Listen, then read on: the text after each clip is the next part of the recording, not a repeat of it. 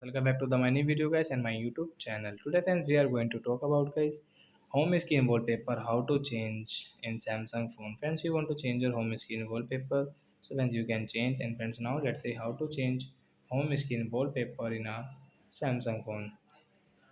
So first of all, friends, we will on our phone setting to change our only home screen wallpaper. Then guys, we will scroll it. Friends, you can see phone wallpaper setting. Friends, tap here. Guys, click on my wallpaper setting. Friends, you can see guys your phone wallpaper setting. Friends, you want to change your home screen wallpaper, and you can change. So example for guys, we will click on this one wallpaper for our home screen. Guys, click on set wallpaper, and friends, you can see home screen. Guys, tap here.